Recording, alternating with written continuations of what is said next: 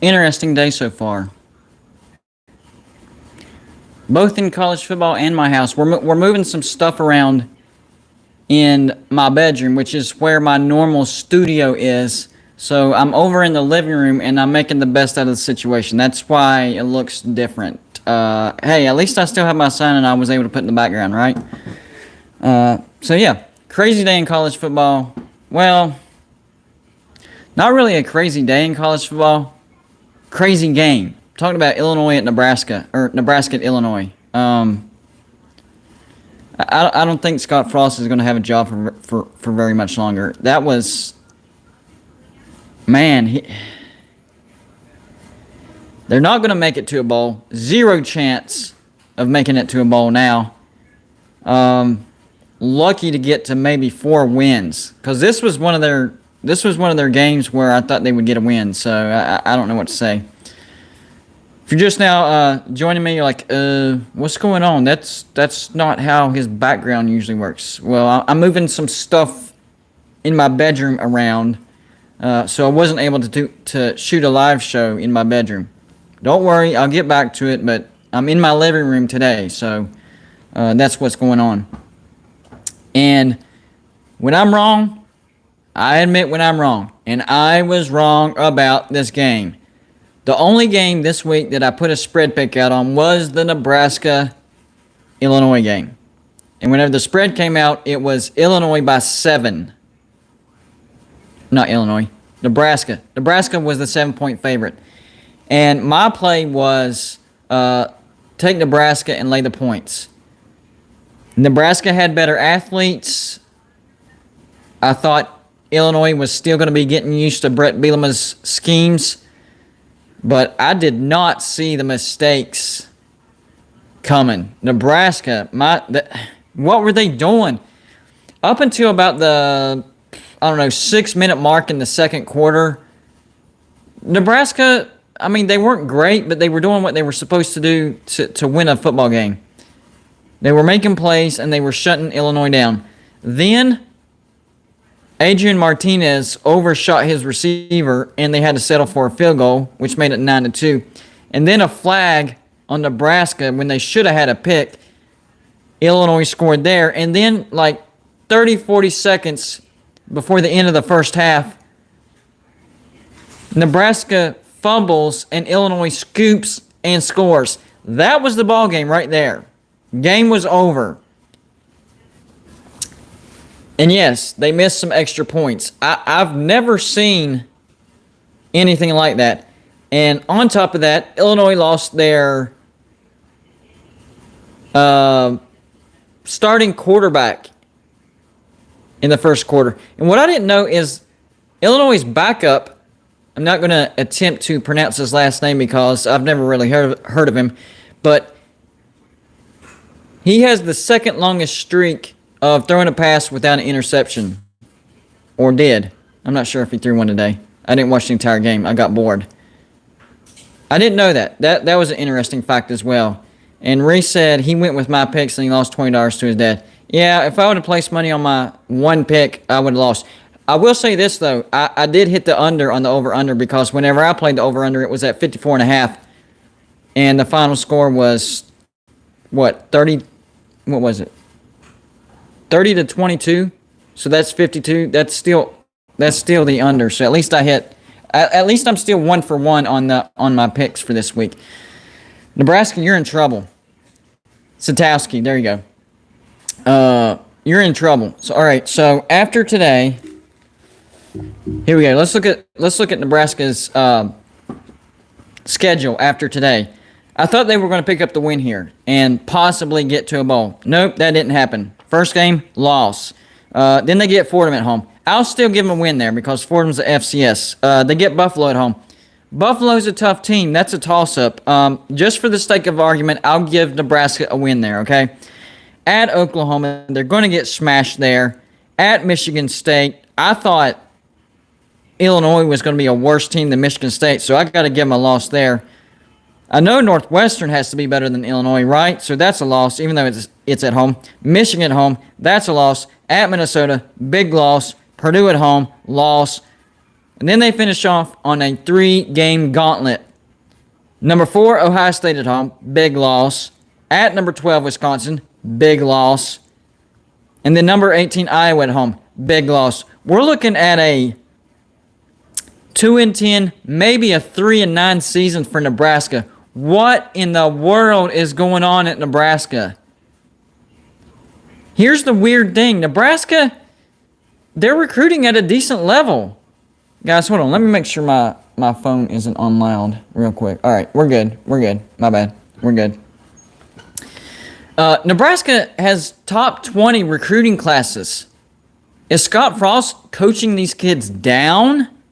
I mean, I remember, I'm 38 years old, guys.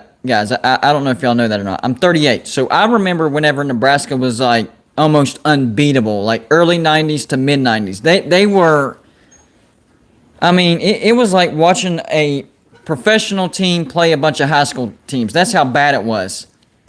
And I believe it was in 94. West Virginia went undefeated in 93. So it was our first game in 94. It was a kickoff classic against Nebraska. We got beat 31-0. And that was the year after we had went undefeated. So, yeah, we did lose a few key players, but we had some talent coming back. They made us look silly. I mean, absolutely silly. And yes, that was back when they had Tom Osborne. It just shows how great of a coach he is. Yeah, and I still say is. Nebraska still recruits at a high level, so it has to be the coaching. Scott Frost, I'm sorry, you're going to get fired. That's the bottom line. Scott Frost is done. You had the better athletes than Illinois. You should have won this game, but it was a 5-minute stretch at the end of the first half that really cost you this game. And Illinois carried that into momentum and built a 30-9 lead. You came back and made it respectable, 30-22. But man, you have got to be able to coach mental toughness much better than that. This team is not mentally tough. They're not ready to win, and it's time to move on for coaches. Nebraska deserves better than Scott Frost. And I'm not trying to trash talk the dude, but Nebraska deserves much better. Much, much better. You fans, Nebraska, the Sea of Red, I'm not sure if it's still... No, it can't be true because of last year, but Nebraska had the record. I mean, it was like 30, 35 straight years of consecutive home sellouts. That's crazy. Even when they weren't so good, still selling out that home game. Now, last year was COVID, broke the streak, whatever. That's some diehard fans right there. So y'all definitely deserve better. And I know y'all added on, so y'all are definitely over 80,000 there. Maybe 90,000. I'm not sure. But Nebraska deserves better than what I saw today. That was a train wreck. Way too many mental mistakes. Unbelievable. That scoop and score, pick plays on offense. Everybody knows you can't do that. They're going to flag you for that all day long, especially these days. You can't pick off like that. You can stand there and let the person run into you, but you cannot be moving and have the defender run into you. They're going to flag you, offensive pass interference, and you're going to march backwards. And that's another thing that happened today. No mental toughness, too many mistakes, and not being able to put mistakes behind you. They let mistakes beat them more than once. So whenever you do make a mistake, you have to have a short memory. You have to have a short memory. That even goes into this YouTube channel that I have. I don't always make a good video. Sometimes it's a dud. I can't let that beat me more than once and end up producing, dud after dud after, and all of a sudden you start tanking. In any walk of life, when you make a mistake, you learn from that mistake, and then you put it behind you. It's in the past. Done. You don't let it keep tripping you over, over and over and over. You can't do that, especially in football. And I'm definitely convinced that Adrian Martinez is a better quarterback than what we're seeing at Nebraska. I think if you take him, stick him at a LSU, definitely in Alabama, even a Georgia, Florida, Ohio State, we would see the true potential of this guy. Here's another example. So Zach Charbonnet, the running back for UCLA currently, he transferred from Michigan. He was okay at Michigan, but they didn't use him correctly. We saw what happens when you use a good player correctly. Zach Charbonnet transfers over to UCLA. First game at UCLA, looks amazing. Like he's blowing up on Twitter. He's blowing up on the internet. Maybe you didn't know about Zach Charbonnet. I did because he was highly recruited, and he did put up some decent numbers at Michigan. But people forgot about him because they didn't use him correctly. UCLA's using him correctly. UCLA has a great coach. Chip Kelly has this team going in the right direction. I had UCLA big over Hawaii, so at least I got that right. So let's talk about UCLA here just for a second, okay? So they thump Hawaii, right? Next up, they get number 16 LSU at home. That's a winnable game, but they need to allow the Rose Bowl to be at least half full or 3/4 full, something like that. That was a terrible atmosphere. I know it's California and they're being a lot more strict and COVID and blah blah blah. UCLA needs a great home atmosphere for this upcoming game, and LSU is not going to even be able to practice at home because of the hurricane. Look it up on ESPN. They're having to take up their practices in Houston, so they're not even going to have that. So you're going to catch LSU at a vulnerable time. So why not allow them to, take advantage of that home atmosphere? Pack that thing out. So you get number 16 LSU at home. That's a winnable game. Still toss up though. After that, Fresno State at home. That's going to be a win. Excuse me. At Stanford. Winnable, but also losable. Stanford's better than people realize. Then you get number 25 Arizona State at home. Could surprise Arizona State, especially if they're not mentally in the game because of these allegations. At Arizona, that's a win. Then a gauntlet. My goodness, they have a tough schedule this year. At number 20, Washington. Then they get number 11, Oregon at home. At number 24, Utah. And then it eases up a little bit, except for one game. They get Colorado at home, then at number 15, USC, and then Cal at home. So if UCLA wants to get to a bowl, they did the first thing. They beat Hawaii. You got to beat Fresno State. You need to go on the road and take care of business at Stanford. That puts you at 3 wins. At Arizona, that's 4 wins. Colorado and Cal at home, that's 5 and 6 wins. So if you can't upset LSU at home, your key game to get to a bowl this year will be at Stanford. If you can take care of business at Stanford, UCLA can get to a bowl. And I think UCLA is capable of upsetting a few people as well. We'll see how that goes. I'm not sure. But at Stanford, that's their key game. I saw in the comment real quick, prediction between the neutral site game between Stanford and Kansas State. That's really a toss-up game. It could come down to Skylar Thompson, the quarterback for Kansas State. I'll give a slight edge, and I mean slight edge to Kansas State, but it wouldn't shock me if Stanford won that game. I think Kansas State fans are going to show up big time because they'll have the closest travel route. It won't be as far for them. So fans, I think they'll have the most fans in the game, and I think they're slightly better team than Stanford. But it's going to be a good game. I like that. Who's my Final Four? Well, it depends on Ohio State. I think Ohio State's green quarterback situation, in other words, they're going to start a quarterback that's never thrown a collegiate pass, is going to cost them a couple of losses. Maybe one. It's kind of like the Alabama situation. Maybe a loss in the regular season, and then you get to the Big Ten championship and you lose to Wisconsin. So I actually like Wisconsin to get to the playoffs for the first time. I like Wisconsin to take that one spot. A team out of the SEC, I'm still gonna give the nod to Georgia, even though they're banged up right now. I think Alabama is in that tricky year because they lost their entire offense. So I think they could grab 2 losses. So I'm going to give the second spot to Georgia. And then the other 2 spots are easy, Oklahoma and Clemson. So Oklahoma and Clemson, those are the 2 easy spots. Then the other 2 spots could be either Georgia and Wisconsin or USC and Wisconsin. This could be the year that the Pac-12 finally puts a team back into the playoffs. It's been 5 years. And if they're going to do it, it has to be USC. It's not going to be Oregon. Oregon's being hyped up. I think Oregon could end up grabbing 4 losses. 2 at minimum. Oregon will grab at least 2 losses. But I'm seeing more along the lines of 3 or 4. Now with Alabama, I think Alabama could lose. I think Alabama will lose at Texas A&M, and then they'll get to the SEC championship and lose that second game, and that will knock them out of the playoffs.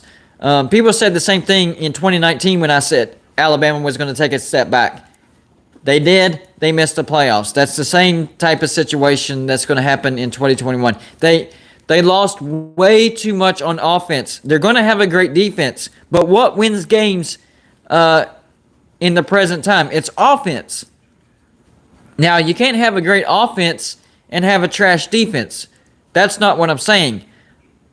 But if all things are considered equal, you have to have a great offense. You have to. And I'm not saying Alabama's going to have a terrible offense. They're just not going to have the elite offense that they did last year. So, Texas A&M, and they could grab 2 losses in the regular season. Ole Miss might be able to sneak up on them. Florida's pretty confident that they're going to beat Alabama. I don't think that's going to happen. I'm not calling that at all. But even Steve Spurrier, the old ball coach, thinks that Florida can upset Alabama at home. It is in the swamp, so you never know. I just think Florida's going to take a massive step backwards because they lost pretty much they lost most of their offensive production. Losing Kyle Trask and Kyle Pitts was a big loss for Florida. We'll see how that happens. By the way, guys, this is a call-in show, so if you've emailed me and I've emailed you the number to the show back, you can call in anytime you want to. I call this my raw reaction video because I specifically planned one of my live shows on a Saturday because of college football, and I wanted to get some raw reaction. Now, it's probably not going to be, it's definitely not going to be this early every Saturday because there's still going to be some big games going on. Basically, I'm going to wing it, and I'll do these live shows after the biggest games are over with. So I might not start till 10, 11 o'clock and do a live show, get some raw reaction. Something happened in my throat while I was talking, and it's like, I don't know, a scratch or something. I don't know. So, sorry about that. But that's the purpose of this live show on Saturdays, is to get the raw reaction, whether your team had a big win and you're happy, or your team had a terrible loss and you're just, super mad. That's the whole point of this. And I want your raw reaction. I want you to vent. I want you to be happy. Whatever you're going through right now, call in and let it out.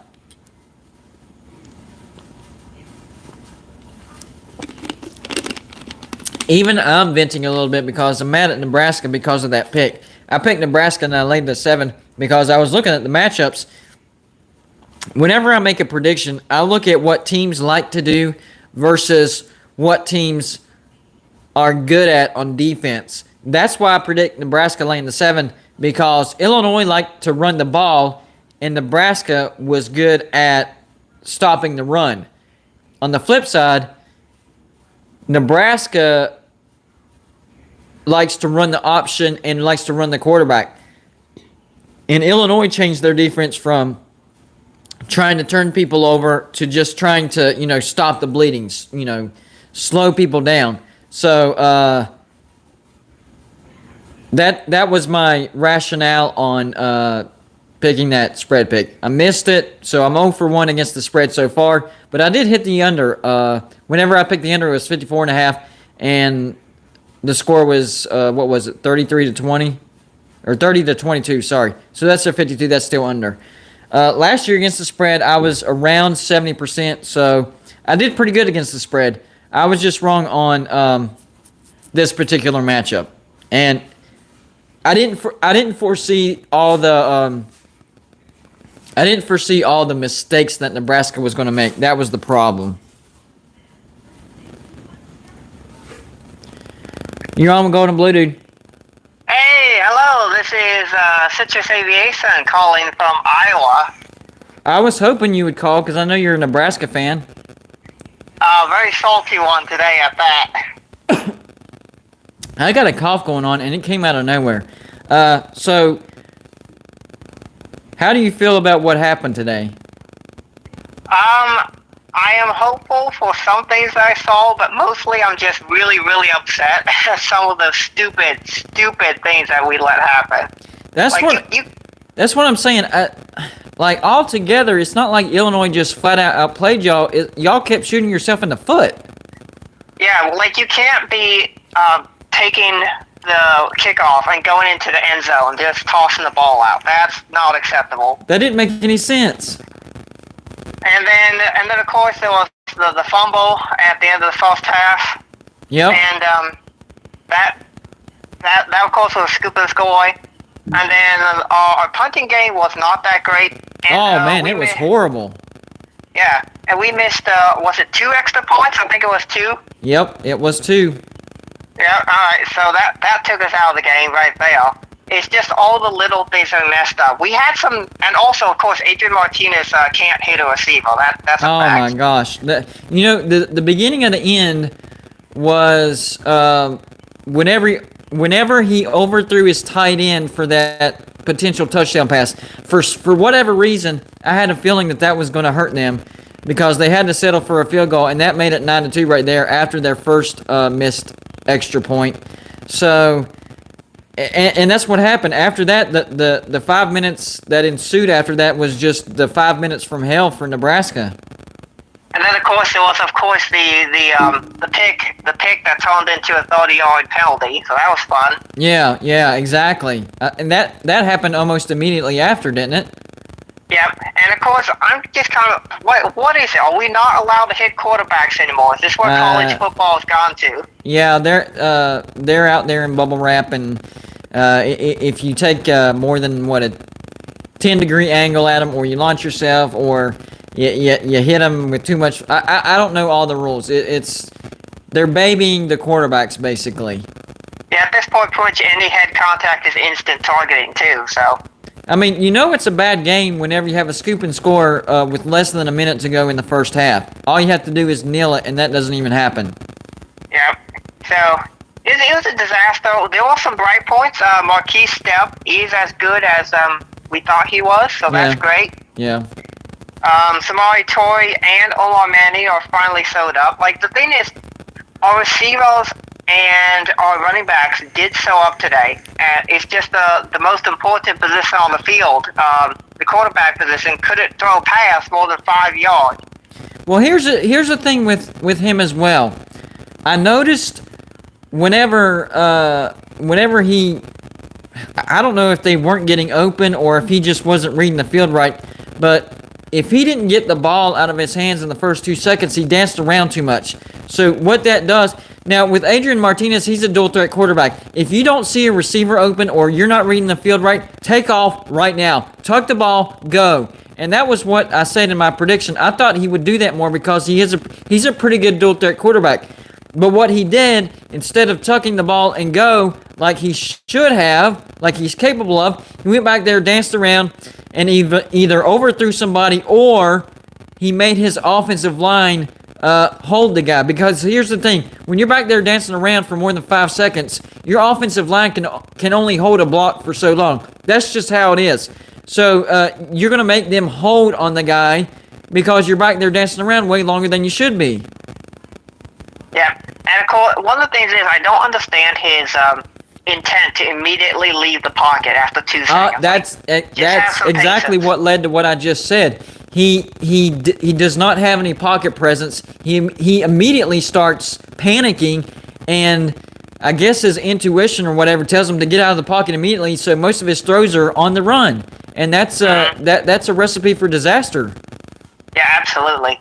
So the word that you picked, disaster, definitely describes what happened today. Now, the thing that gives you hope is that's about the worst game that pretty much any team could play. You still only lost by 8. It was to a bad team, so maybe there's a chance that Nebraska doesn't play that bad again and they can beat maybe a Purdue or a Michigan State. I don't know. And I put it, by the way, I did put up some videos finally on my football channel, so I'll be doing my conference predictions this coming week, so that'll be exciting. Okay. Yeah, exactly. But I was actually going to pick Illinois to go 5-7 anyway, because they have a really soft out-of-conference schedule. Yeah. And they actually play a style of football where if you can't play 4 quarters of clean football, they will beat you, and that's what we saw today. Yeah, that's not a bad take right there. I like, and another thing, Brett Bielema is a pretty good coach. Now, he was really good at Wisconsin. He was okay at Arkansas. I said this in my video earlier. To this day, I have no idea why he left Wisconsin for Arkansas. It made no sense. It hurt his coaching career, set him back many, many years, and I bet he regrets it to this day. But it did lead him back to Illinois. It did lead him back to Illinois, so, maybe it was for the best. He probably should have just waited out 1 or 2 seasons and taken the Oregon job. Well, I mean, think about it. Whenever he was at Wisconsin, they won 3 Big Ten titles? Yeah, I think so, yeah. They won, was it 2012? And then the title game started, the current format of the title game started in 2011. Yeah. It was either he won 3 or got to it 3 times. But point is, Wisconsin was really good. Yeah. Yeah. Really, really good. So, sorry about your Huskers, man. I had them winning. I did not foresee them making as many mistakes as what they did. That was some ugly football to watch today. Very, very ugly. Yeah, it was disappointing. I was really impressed, but there were a couple. The thing is, even though Adrian Martinez looked bad, he also looked good at times. Like he looks more like his 2018 self, like that 75-yard run for a touchdown was really impressive. And that's what I'm saying. From here on out, and Scott Frost, this is where you got to step in, bud, and be a coach. You have to coach and say, hey, if you don't see your receiver, if you're not reading the field right, pull the ball down and run. Stop dancing. Stop panicking. And that 75-yard touchdown run should have showed him right there, hey, trust your instincts. When it's time to tuck it and run, tuck it and run. Yeah, they should definitely do some practices of pressuring him on the practice field. Exactly. They should definitely do more of that. Exactly. I 100% agree with that. Good job. But overall, our defense did look good. We finally got back to being able to sack the opposing quarterback, which I was really pleased to see. Well, I mean, think about this. The position that the offense kept putting the defense in, I think they did really well. I know Illinois was able to put up 30 points on Nebraska, and that's like, Illinois is not very good. That's not a good defense. Well, if you watch the entire game, the position and the punting game, oh my gosh, terrible, terrible punting for Nebraska. So I would say, if you consider the position that they were put in, Nebraska defense actually did good. Yeah, absolutely. Yeah, I agree with that. Our defensive line play definitely stepped up. I can definitely see the improvement that made in the off season. Yeah. And our linebackers definitely made some improvement. I don't think we saw Tyke Johnson on the field at all. No, you're right about that. Taylor Britt, he looked good. Yep. He definitely looked like the best athlete on the field, which is what we heard in training camp. Yeah, he was. Good call on that. And of course, who was it? The guy who got the 30 yards and penalties. He was the best player on the Illinois team. Yeah. I know who you're talking about. I can't think of his name, but I know who you're talking about. Look, I texted it to someone. But I will say this, man. You better brace yourself for that Oklahoma game. It's in Norman. If I were you, I wouldn't even watch it. I'm just going to be honest with you. I wouldn't watch it. It's going to be a bloodbath. Oh, Caleb Tanner. That's who it was. Yeah. Okay. Best play on the Illinois defense right there. Yep. Well, hopefully y'all can brush this off, and let's see if you can get a win. Here's our winnable games. I'm not saying you're going to win them, but here's if Nebraska is going to get to a bowl, these are the winnable-ish games. Fordham at home, that's 1. Oklahoma at home. Not Oklahoma. Buffalo at home. At Michigan State, that's 3. Maybe Northwestern at home, because Northwestern will take a big step back. So that's 4 right there. Purdue at home. The only possible winnable game is maybe Michigan if you get lucky. You were really counting on this Illinois win to get to 6. I'm telling you, now you need to beat a team that's better than you, and that's Michigan. Yeah, and I actually think we could beat Iowa, but Oh, I don't know about that, man. I'm not as I know you're really high on Iowa, but I just first off I don't like their quarterback Spencer Petras. He's someone who can't win Iowa games they need to. He's like a good But they do beat teams that they're supposed to beat, and Nebraska will be a team that they're supposed to beat. Yeah, that is true, but I think Iowa's going to start 0-2, but I think they'll get better as the season goes on. They have a tough start, so that's not. Yeah, that's definitely. I think you're actually correct because they start off. Don't they start off with who they start off? I know they play Iowa State their second game. Who's their first game? They have Indiana at home. Indiana at home. I actually think they'll beat Indiana. To be honest with you. Okay. Yeah. So I actually think in the fall we're actually pretty much going to be able to tell how the Big Ten's going to shake up within the first week because most of the teams play each other. Yeah. In week 1. It's crazy. And watch out for the Ohio State at Minnesota. That has a chance. I'm not saying it's going to happen. That has a chance to be an upset. Minnesota is much better than the team than what you remember last year. And Tanner Morgan will be out to prove something. I'm telling you that right now. Yeah, and they have a really good running back as well. Yes. Rashad Ibrahimi, is that who it is? Yeah. He's really good. And actually, he's had 2 really good seasons. His 2019 season was mostly just overshadowed by the incredible receivers that Minnesota had that year. Right. Yeah. But he'll be good again this year. I do think Ohio State's going to win that game, and that's just simply because I think the talent at some point is going to take over. And it has to. It's impossible that Ohio State has a bad quarterback. They have 4 highly recruited quarterbacks on their roster right now, so it's impossible that they're all terrible. Well, I agree with that. And if this were at Ohio State, I'd be like, this blowout, no problem. But Minnesota, I think they're going to create a really rough atmosphere. And Minnesota is not a scrub team. So if they can create pressure, make them nervous, make them make mistakes, Minnesota, it's possible for an upset. But I think I have Ohio State in a close game. Yeah, I think I did have Ohio State being the spread, but I do think it'll be one of those things where Minnesota stays in it. Yeah. In about 2 quarters, and then Ohio State just pulls away. Yeah, it could look a lot like that 2019 Big Ten title game did. Yeah, that's a good one. That's a good take, bud. Hey, I appreciate you calling in. I'm gonna let some other calls get in, but that's a good call, man. Right. Remember, I'll be back on Wednesday, so you can call back in. All right, sounds good. It was my pleasure to call in. It's all right if I give myself a quick... Oh, yeah. Absolutely. All right. So, I do make some college football videos. I just started doing them for this season.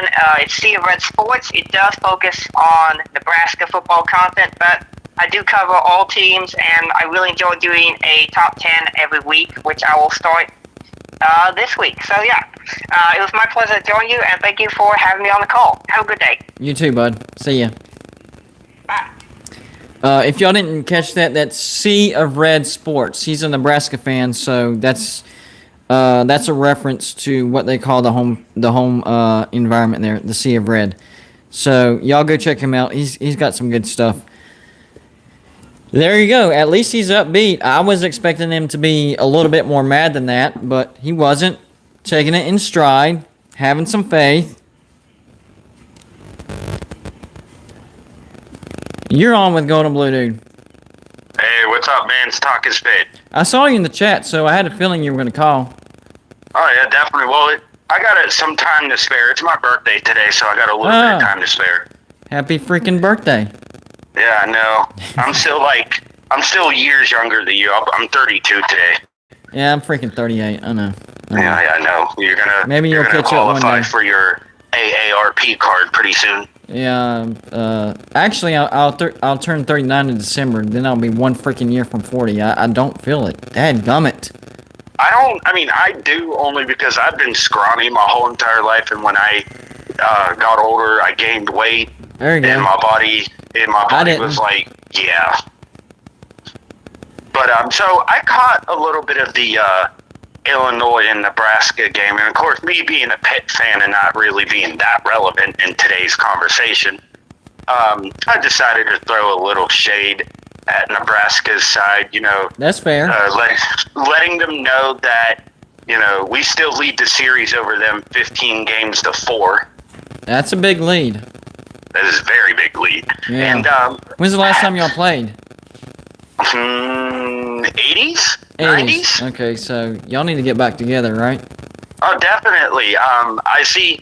Even when I was younger, I still remember Nebraska. That was like one of the first college football teams I heard about. Yeah.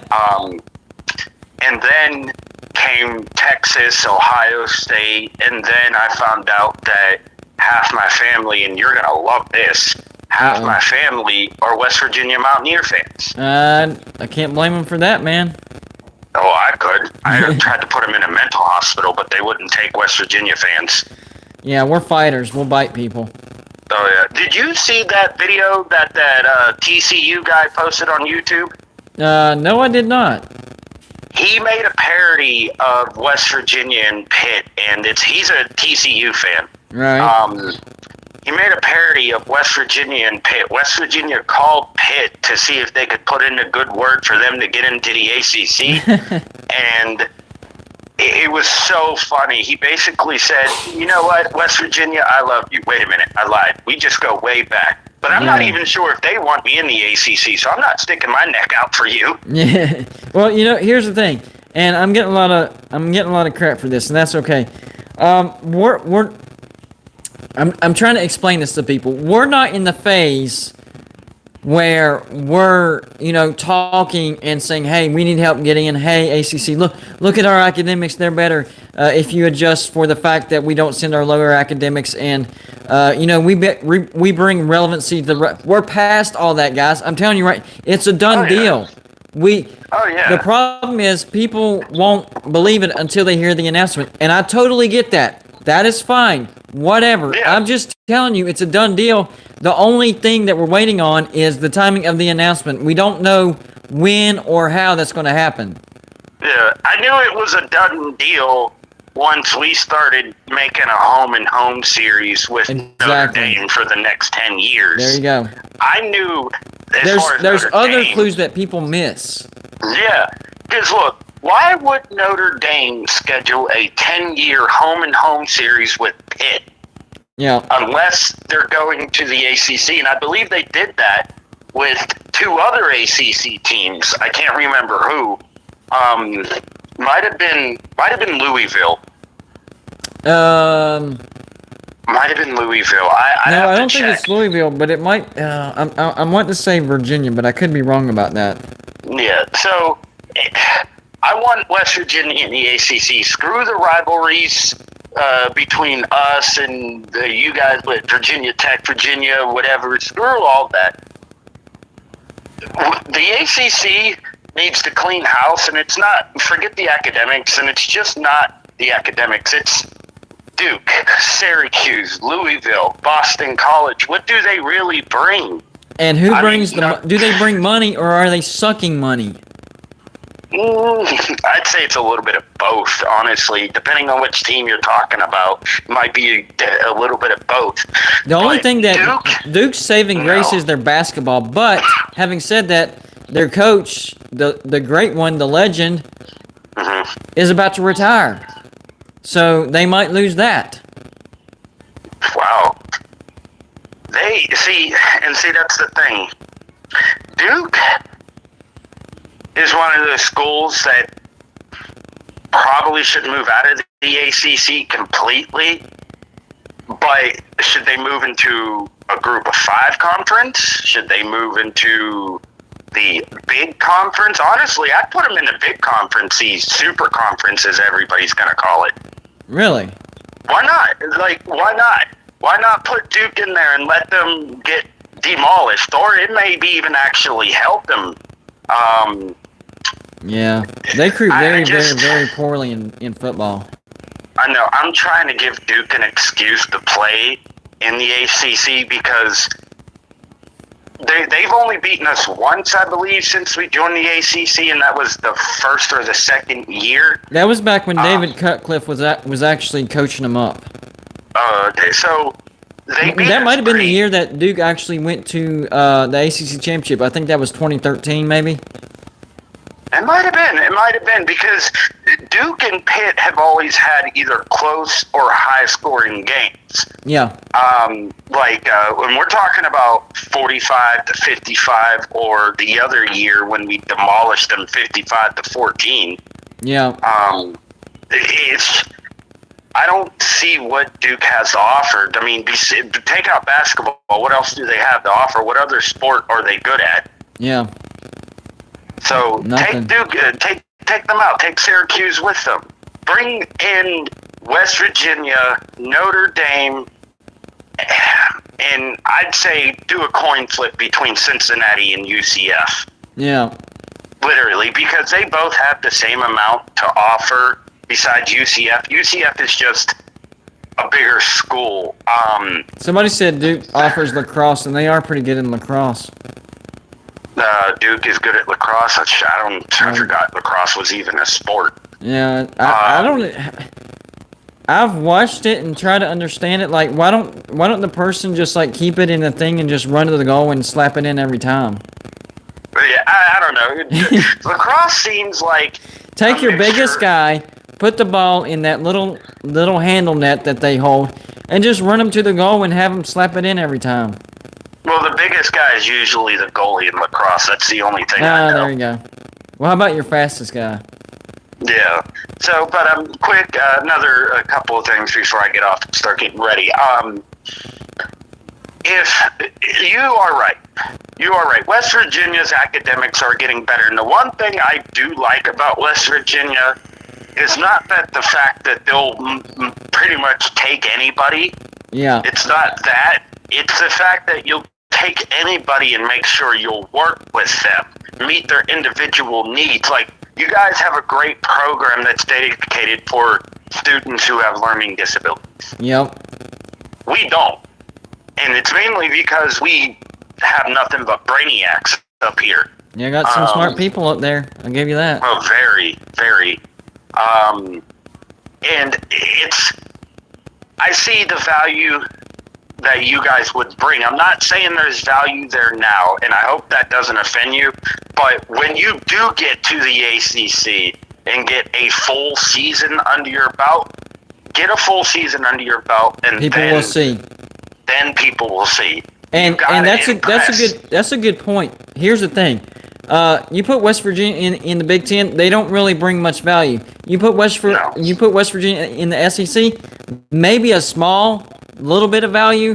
Pac-12 zero value, but the ACC they can bring value big time. It's because of rivals. And our fan base is mostly on the East Coast, and they'll want to watch those games and travel to those games. Yeah, because if you guys would move to the Pac-12, wouldn't that mean you'd have to pay like Washington State? Dude, I don't want to talk about that. I don't want to think about it. No. That's it. That's even worse than Iowa. Going to Iowa, which is your closest. Iowa State. So, and the second thing is, if it were up to you, not counting Notre Dame or West Virginia, taking out Cincinnati and UCF, who would you bring into the ACC? Memphis. Memphis? Yeah, Memphis has a great TV market. I went back and looked at their wins and losses in football. Great resume. Their basketball is doing much better. They have a big name as a coach, Penny Hardaway. I don't know if you ever heard of that dude. Basketball legend back in the day. I would actually put Memphis in over Cincinnati, to be honest with you. Memphis? Wow. Yeah. I'd have to see if we've ever played Memphis. I think we played them one time in a bowl game, and they may actually have won. That's almost as embarrassing as our losing record against Hawaii. Yeah. Well, I got other people starting to beep in, bud. All right. Well, it was nice talking to you. I'm going to go out and enjoy my day. And are you going to be live tomorrow? No, not to. Well, I'm working on a project with this second party. Might be able to do a live show tomorrow, but I'm not sure. All right, well, I'll just watch your videos then, and it was nice talking to you. All right, and happy birthday, man. Thank you, man. All right, have a good one. Whoever was calling in, I apologize. Now you may call in. I only have one line, so I can only do one call at a time. It is what it is. I will invest in a soundboard as soon as I can. That way I can have, lines on hold and I can just go to the next one, whatever. And people make an argument for Houston, and I see that. The problem is right now they have Dana Holgorsen, and Holgorsen is running the football program into the ground, devaluing it. If you look at the win-losses for Houston before Holgorsen, some great seasons and then pretty good seasons, nothing bad. Immediately when Holgorsen takes over, 2 losing seasons in a row. Y'all thought y'all got a diamond in the rough or got a good deal on the dude? No, he's making money off you and running your program into the ground as we speak. Somebody was trying to call in while I was on with Talk is Spit. You can call in now. The line is open. If you have the number, call in. We're good. So I'll pass that along. I only have one line. It is what it is. I can only take one phone call at a time. So line is open. Call in if you want to. And I do feel bad for Houston for having Holgorsen because they really did think that they were getting a good deal. Hey, you're on with Golden Blue, dude. Hey, what's going on, Golden Blue, dude? Not much, man. Just soaking in. I know it's not week 1, but at least there were a couple of college football games. Not great, but something. Soaking it in, man. Because at the end of the season, we're going to be like, man, even as bad as week 1 was, I wish I would have soaked it in just a little bit more. No doubt. No doubt. My thoughts, if you wanted to hear why I think West Virginia is going to the AAC. Okay. And Cincinnati will be going to the ACC. Go ahead. You're good. Hey, listen. Yeah. All right. Clemson runs the ACC, basically. Okay. They do not want West Virginia. They made that very, very clear. No, well, that's actually incorrect. I can't reveal names, but one of my strong inside sources is actually relative to the University of Clemson. That's all I can say. I mean, okay. I hear that, but and that's what I'm trying to explain to people. That's why I'm so confident about it. They're just they're a mediocre brand. They're a mediocre market.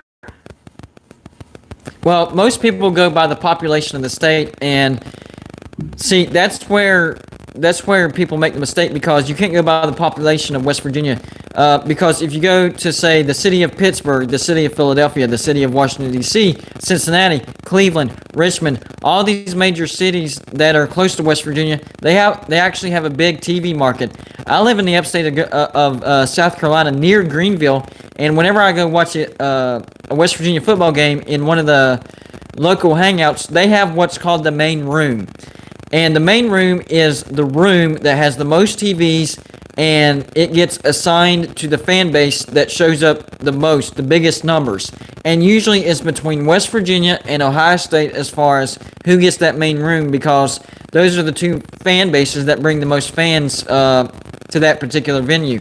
So it's a little misleading when you think about the West Virginia TV market, because, I mean, it's human nature. You're going to think about, what's the population of West Virginia, and there's your TV market. That's misleading, because the fan base is actually much bigger than that, and the alumni is way bigger than that. What about, okay, listen to this. How about Ohio? All right, you're saying that the whole state of Ohio is Ohio State, which is basically right. Yeah. But every other part of Ohio that's not Ohio State is Cincinnati. That's Ohio State and Cincinnati. That's the two markets in that state. I mean, they got Kent State, Akron, all that bullshit. Nobody cares about that. Well, Cincinnati actually has to fight out the Louisville market and the West Virginia market. They don't own their own market. What's that? I said the Cincinnati area actually has to battle Louisville and West Virginia to be the prominent fan base around there as far as the TV market goes. Now, they do pretty much have the majority there, but it's pretty close between them, Ohio State, Louisville, and West Virginia. That's where they all converge.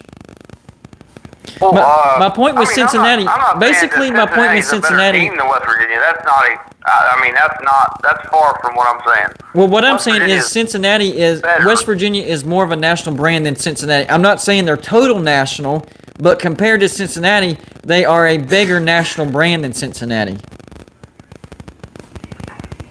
At this point, but do you not think that the ACC wants to grow? I think West Virginia's they're topped out. No, absolutely not. Actually, West Virginia would help the ACC grow because West Virginia is already, even though they haven't played them in a while, from the Big East, they're already rivals with Virginia Tech, with Pitt, with Syracuse, with Boston College, with Miami, with Louisville. Hell, even Cincinnati, who's in the AAC, we're rivals with them, with those guys. So we'll immediately bring impact. We will bring eyeballs. We will up the TV market. And West Virginia was the third highest revenue producing school, only behind Oklahoma and Texas in the Big 12. Okay, well, I mean that's okay. So you're the best of the mediocrity. basically. Better than Cincinnati, yes. I'm not a Cincinnati fan. I'm an Ohio State fan, but I'm just saying you're the best of mediocrity in your conference. Well, is Ohio You're basically State like Penn State in ours. is Ohio State let's see, Ohio State, Clemson, Florida, Georgia, are any of those schools available? No. We're the best of what's available. But what's that? I said West Virginia is the best of what's available. They're not available. Oh, West Virginia. It's Yeah, you're not- right. They're not available. available. They're in the ACC. It's a done deal. Hey, hold on one second. True Seminole, thank you for the super chat. He says Memphis over UCF and Cincinnati to the ACC. Our main concern is to expand our footprint. That's a fair point.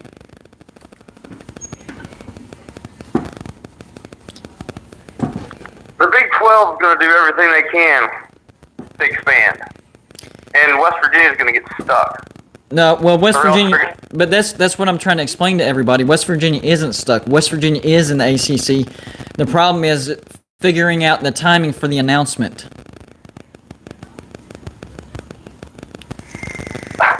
So you know things that nobody else does. Basically, I got lucky. I understand that it sounds a little far-fetched and a little unbelievable, but it is what it is. Now, do I have any inside information on, say, Texas, Clemson, any other school? No. I just happen to get the right plug for West Virginia. Now, I'm working on sources for other teams. That would be cool if I had national sources for everybody. I'm not there yet, though. Okay, I got one final question before I get off here. Okay. Will you guys ever win a national title? That is an interesting question. I think we could win a I national mean, I'd championship. love to see it, but I'd love to see it. But I just want to know. Do you think that? I think in basketball we could, especially having Bob Huggins.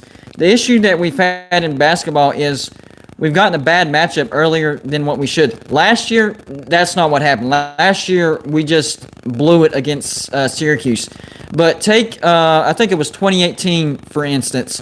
We ended up playing the national championship in the Sweet 16, and we were the ones that played them the closest. Villanova blew out Michigan in the national championship, and West Virginia played Villanova the closest. The problem is we had to play them in the Sweet 16. That's the type of stuff that we got to figure out. We got to figure out how to beat, even if it is the eventual national championship champion, you have to beat them when you get matched up with. It doesn't mean it's the second round, Sweet 16, Elite 8, doesn't matter. You have to beat them. Or- That's how you become national champion. Like when you're in football, when you're undefeated, playing your last game of the year against Pitt. Well, we weren't undefeated. We already picked up a loss against South Florida. But yes, if we would have beaten Pitt, we would have won. We would have went to the national championship. And '93, we did go. There's actually other instances. In '93, we went undefeated. If we would have beat Florida in the Sugar Bowl, Killed there. You guys should have won. You guys should have went to the title. do what? You guys should have went to the title game that year. You guys should have won by Florida State, I believe. Yeah, I agree with that. But the problem is we still don't have any excuse because we went to the Sugar Bowl, and if we would have beaten Florida, we would have gotten a share of the national championship. I forgot. You got annihilated. We got killed like 41-7. And then in 1988, we went undefeated, got to the national championship. Major Harris had a freaking injury, didn't play the rest of the game, and we lost. So we've had opportunities. We've been on the cusp. It's something happens, and we've been denied. It's just one of those things, you know. But I do like the coach that we have, Neil Brown. He's done something good. Best of mediocrity for sure. Top of the line, but I just don't think you'll ever get there. Yeah, we're definitely not a powerhouse. You're correct in that. But we are one of only 3 teams in the top 20 in total wins. Texas, Notre Dame, and West Virginia.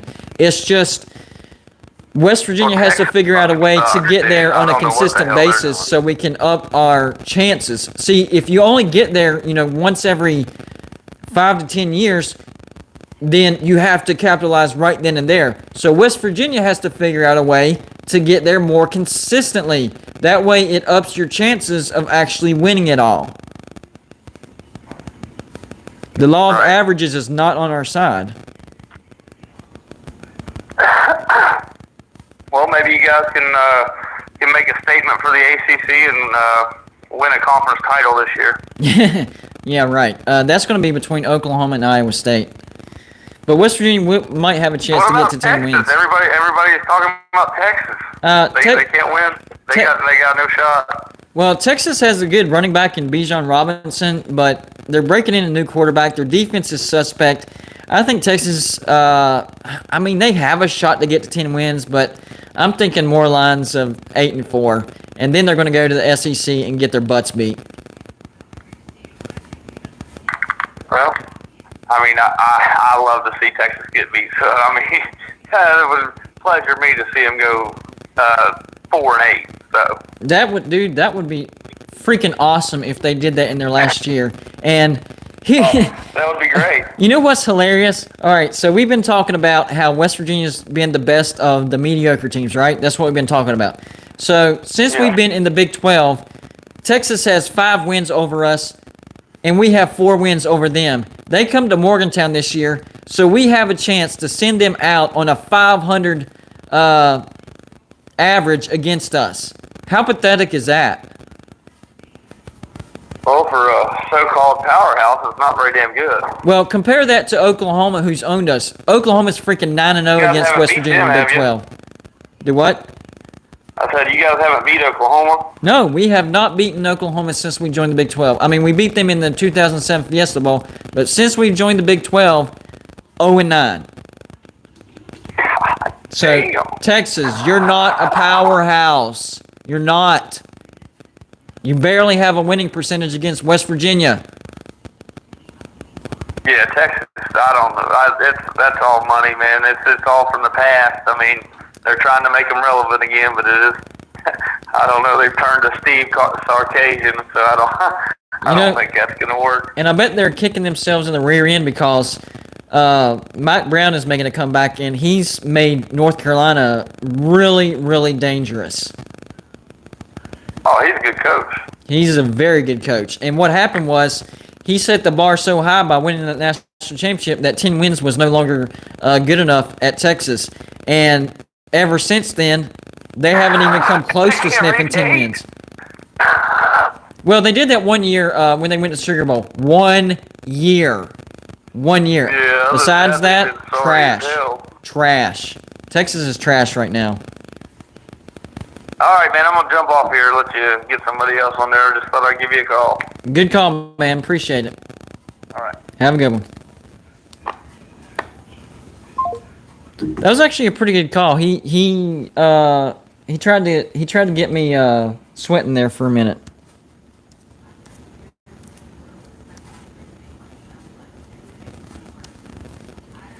You're on with Golden Blue, dude.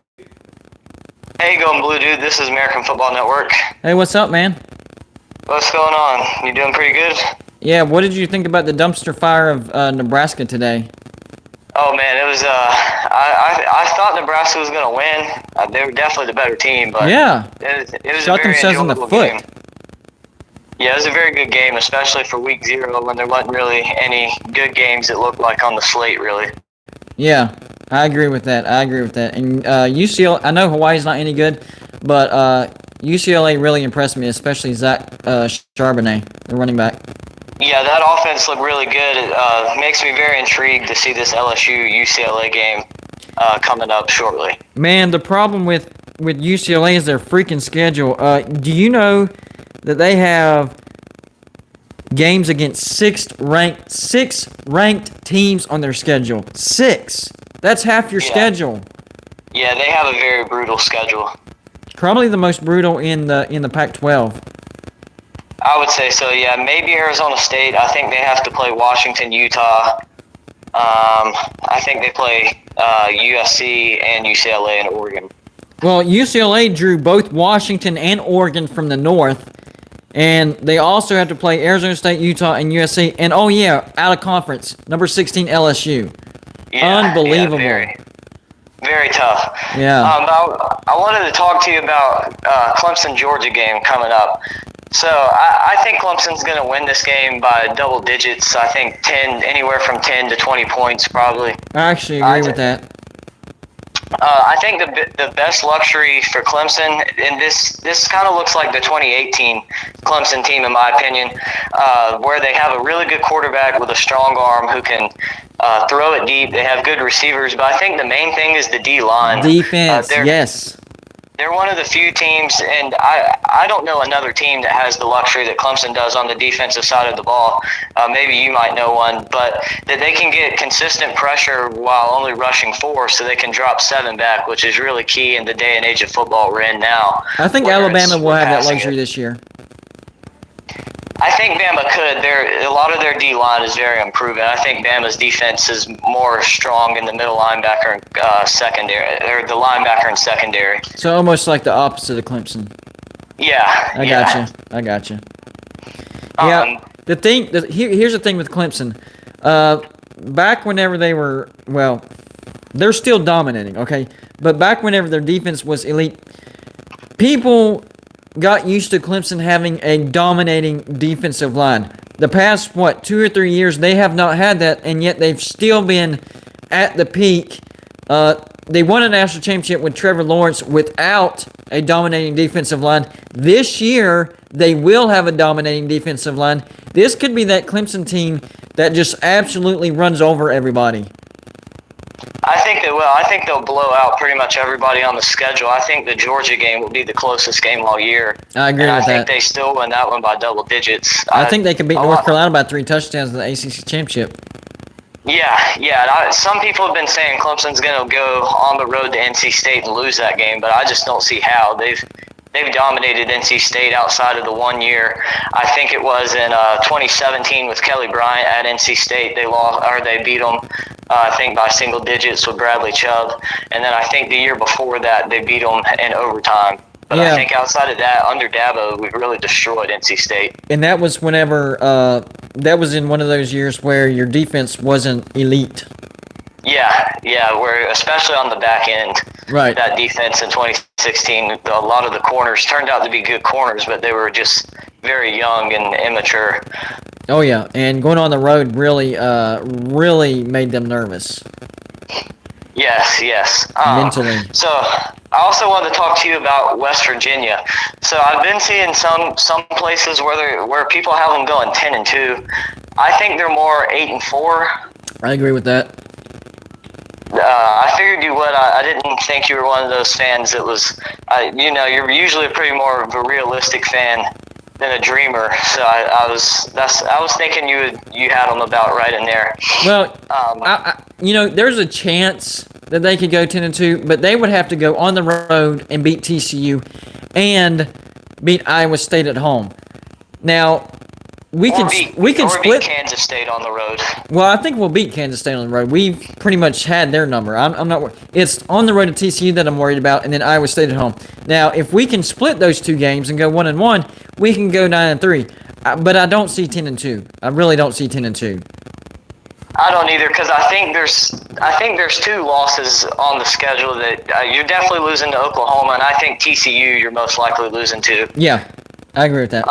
And I think West Virginia will probably drop another one at the least. The one that I would worry about is Oklahoma State. Now we do get them at home, but for whatever reason, they've just had our number the past 2-3 years, but I trust our coaching more now. Neil Brown definitely coaches our guys up. So if there was a game outside of Oklahoma at TCU, Iowa State at home, it would be Oklahoma State at home. I agree with that completely, because I know people are so high on Texas, but Texas is not going to Morgantown and beating West Virginia. No, it's not happening. And we No, get no Texas Tech rivalry. this year.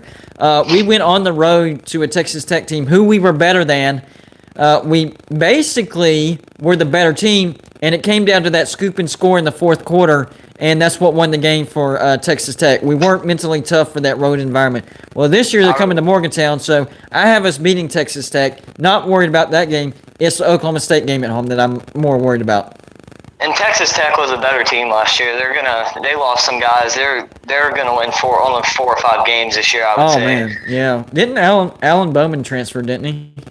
I believe so. Yeah, yeah. But speaking of transfers, how important do you think the loss of Tyke? How much do you think losing Tyke Smith is going to affect West Virginia's defense? Okay, so I'm not saying it's not important. It is important, but I don't think it's as important as people think.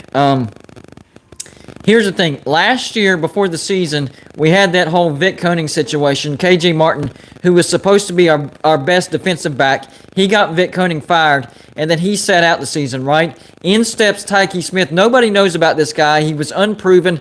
He wasn't the guy that we know now. Well, Tyke's transferred, right? Well, KJ Martin is stepping back in that role. So I don't think there's going to be that much of a fall off from Tyke Smith to KJ Martin, because KJ Martin was supposed to be the best defensive back last year. And KJ Martin just came out of nowhere, or Tyke Smith came out of nowhere and became what he is now. And on top of that, Tyke Smith just got injured for Georgia. So, he could have been injury prone and we not know it, and it would have happened at West Virginia. I don't think so, because Georgia's piling up injuries. I'm just saying I'm not as worried as a lot of people are, because KJ Martin is coming back. I agree. I think the biggest loss on that defense was Darius Stills, the All-American. Yes, I do agree with he's that. going to be hard to replace. I do agree with that. We did get a transfer. We got a linebacker transfer from Penn State, Lance Dixon, a 4-star. They're thinking about. They've been experimenting with him on the defensive line. Even if he doesn't play it straight up, he could be in some special blitz packages to kind of try to make up for the sting for the loss of Darius Stills. But at least we still got Dante back. Yeah, he's pretty good in his own right. He's kind of been overshadowed by his brother. So I know you live real close to me. Do you listen to the Roar any? Oh, I listen to it almost every day. Yeah, I usually call in on there. That I didn't know if you call in or not. The last time I called in was probably about 3 weeks ago. I used to call in I'd say at least once every other day. What show would you usually call into? Road Rage. Yeah, that's my favorite show with Walt. Yeah, he definitely knows his stuff, and he actually agreed. Whenever I called in, it might be longer than 3 weeks ago. I don't remember.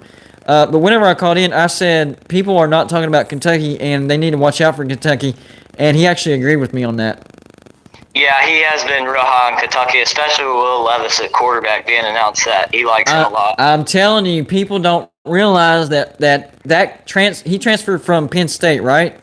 Yes. Yeah, he's kind of been like every other Kentucky quarterback the last couple of years. Yeah. Playing every position. I think he's going to actually be a step up from who their starter was last year. I really do. I agree. He's a better runner, and I think he has a better arm. Yes. And has some more. He's better. He's more accurate for sure. Yeah, and they're going to have a great defense as well. Oh yeah, that defense is gonna be really well. So I have one last question for you, and then I'll hang up so other people can get on. What do you think of Notre Dame this year? They lose a lot. They only return 5 or 6 starters, and they have a pretty tough schedule as well. What do you think about them? I've been low in Notre Dame, and people are calling me nuts because Notre Dame and Brian Kelly. I'm like, look, you just said it. Not many starters from last year's pretty good team are back, and brutal schedule. I think Notre Dame could end up going 8-4 and possibly finishing unranked. Maybe 8-4, 9-3.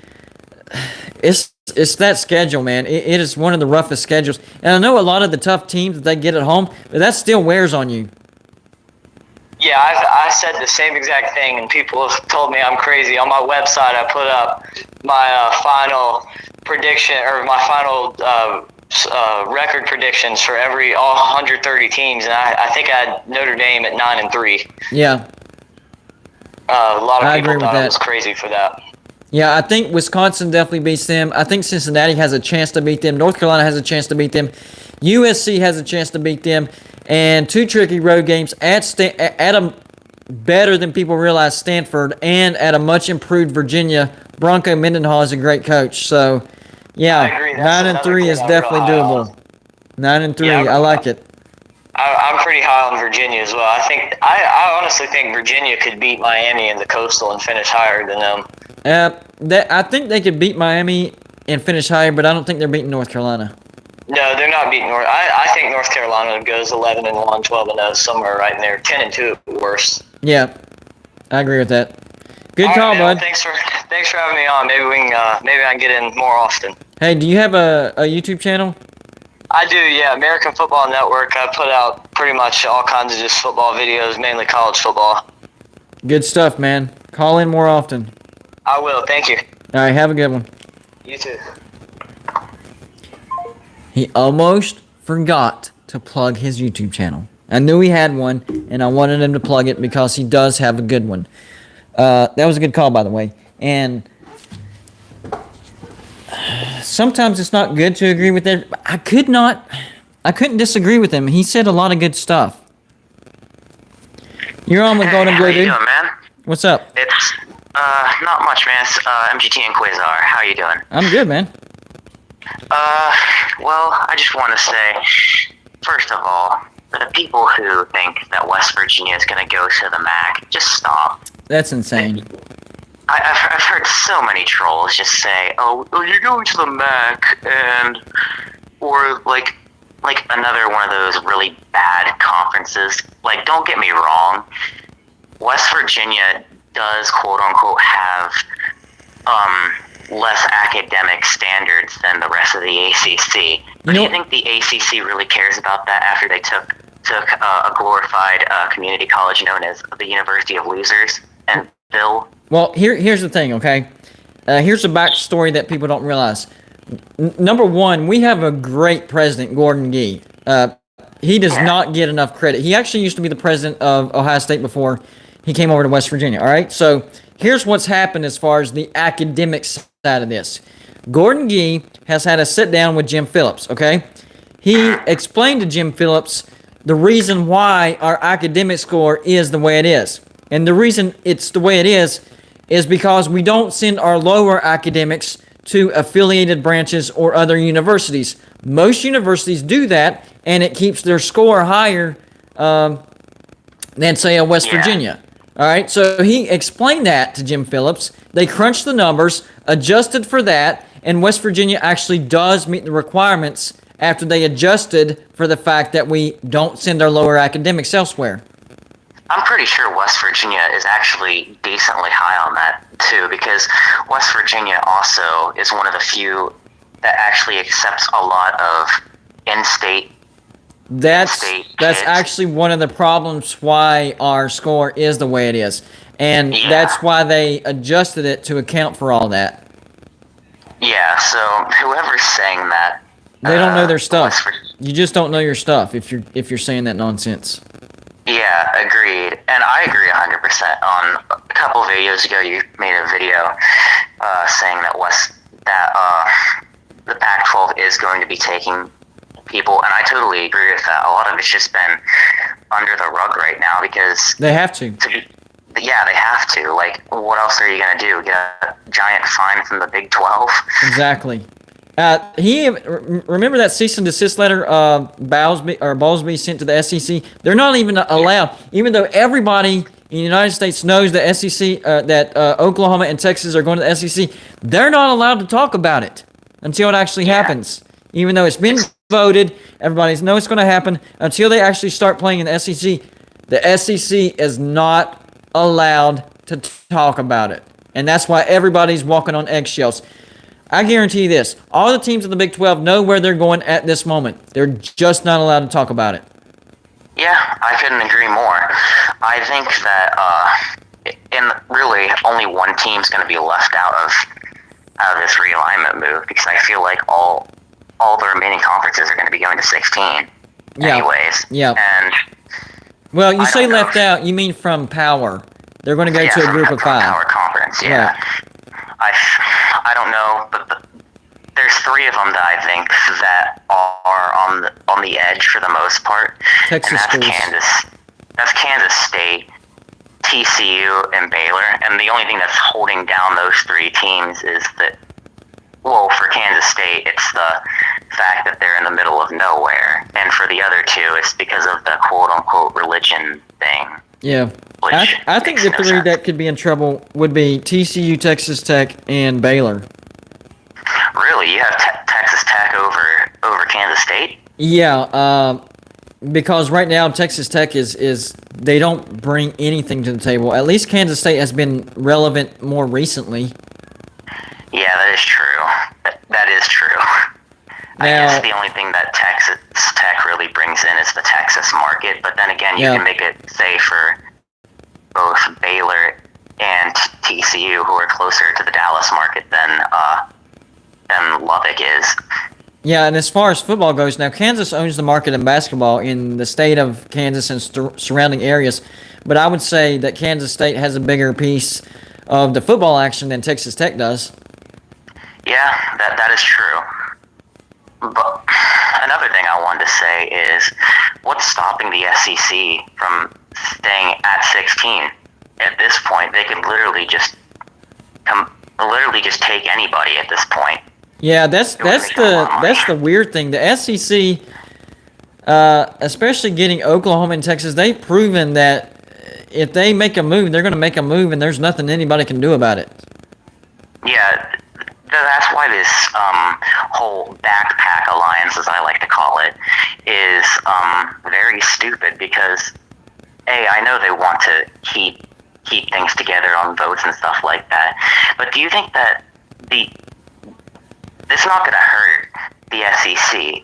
4 or 12 teams, yeah, they might get a couple more members in to the playoffs, but Right. before they're going to get 1 or 2 in anyways. What's really going to hurt is the Pac-12 and the Big Ten, who usually don't get somebody in. Yeah. Those 2 conferences, well, for the most part, Ohio State's represented the Big Ten pretty well. The problem with the Pac-12 is they don't have that dominant team that they know they can count on to get into the playoffs. So you can almost argue that the Pac-12 is almost too competitive and that it's too good of too even of a playing field. They need a team to step up that doesn't get beat by somebody that they shouldn't get beat by. Yeah, every year we look at like Oregon, Washington, or USC, Yep. and they always come down and get beaten by a 3 and 5. Or they all just Cal beat team. each other. Yeah, that's true. And then this year you got to worry about Arizona State and Utah. I'm telling you, Utah is going to be a dangerous team. Charlie Brewer is looking really good as a Ute right now. Oh, I agree. I agree with that. I think that the Utes are going to make a really big comeback this year and might compete for the Pac-12 championship game. You know what? I think the 2 teams that are going to make the biggest bounce back as far as they were having good success before last year. They had a down year last year. Utah and Penn State. A lot of people are forgetting what Penn State has done before last year. James Franklin is having double-digit win season, double-digit win season, double-digit win season, and he's the coach of the program that won the closest Big Ten title besides Ohio State. That was like 3 years ago.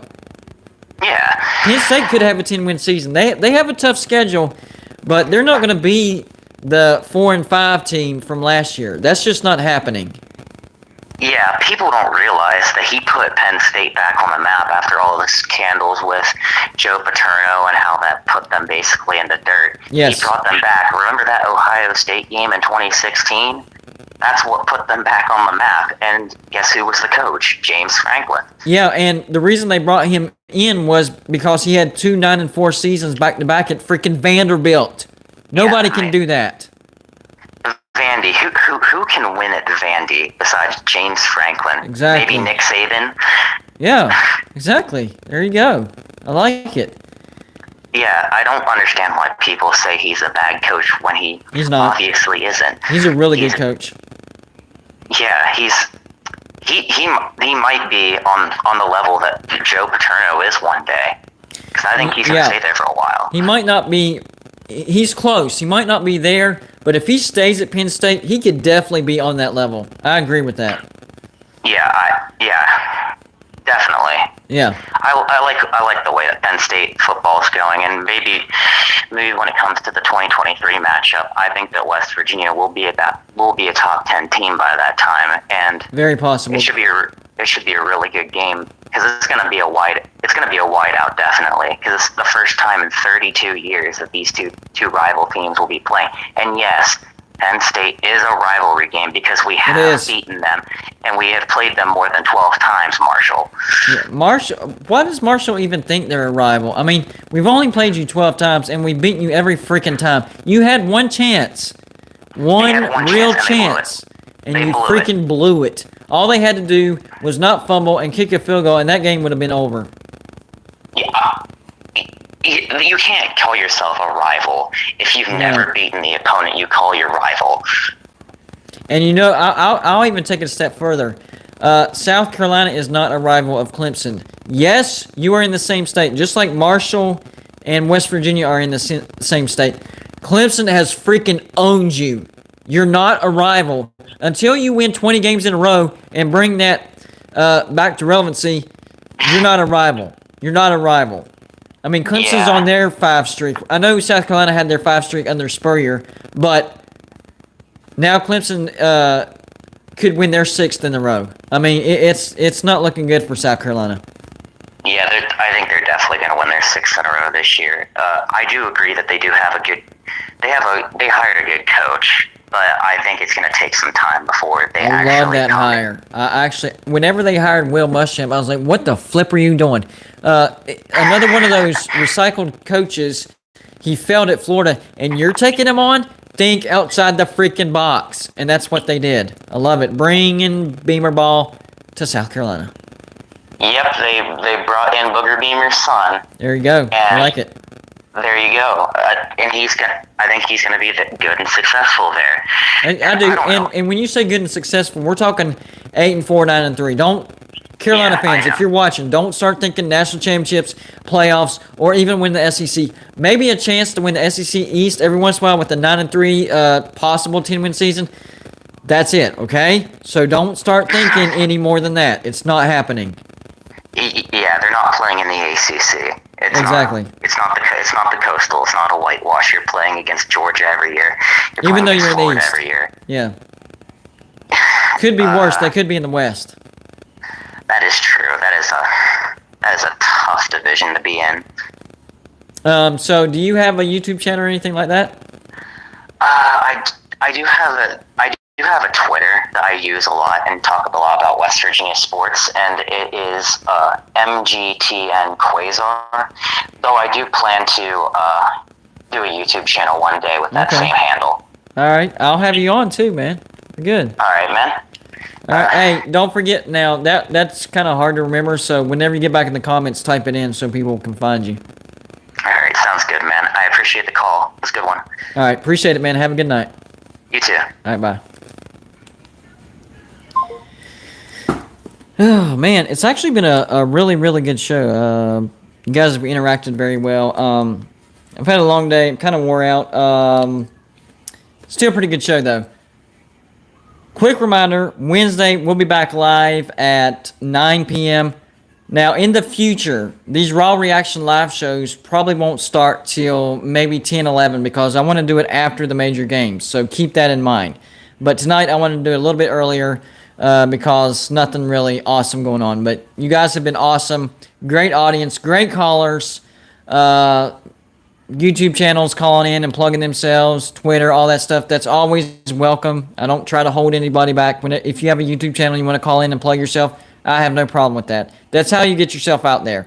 You could be the greatest content creator out there, but if nobody knows who you are, then it doesn't help. So, I'll try to help people. I'm not a super big YouTube channel, but I do have some eyeballs on me. So I try to get your name out there. So appreciate all the comments, all the call-ins, all the trash talk even. He says, okay, I'll listen for you on the Roar. Link in the call. Now, if you listen to the Roar and you hear, let's see. At one time I was Country Roads Chris. Another time, Mountaineer Chris. I think I'm sticking with Mountaineer Chris. So if you hear a guy call in West Virginia related, I'll think of a name, something. That'll be me. It's just there was a long gap between when I've called in. So there you go. I hope y'all have had a good first Saturday of college football. Even though nothing, no great games going on. Hey, it's still freaking college football, and I soaked it in, and I enjoyed it. I hope y'all enjoyed the show, and I will see y'all back on Wednesday night. Come check me out, live show, Wednesday, 9 p.m. And if you want to call in, email me at refsuck@gmail.com. That's REFSSUK. So REFSSUK@gmail.com. Email me who you are, what number you're going to be calling from, and then I will send you the call-in number to the show. That's how we try to control the troll population. Remember Bob Barker on The Price is Right. Help control the pet population by getting your pets spayed or neutered. Well, on here, we try to help control the troll population by emailing me, making sure you're a real person and not a troll. I'm sure trolls will figure it out, and they'll get their say every once in a while. But so far, so good. Anyways, y'all have a good night. I'm going to get off here, get some rest. And we'll see you on Wednesday. And don't forget, videos every single day. That's another thing. I don't miss a day. Regular videos every day. All right, that's all, guys. Y'all have a good night. See you on Wednesday.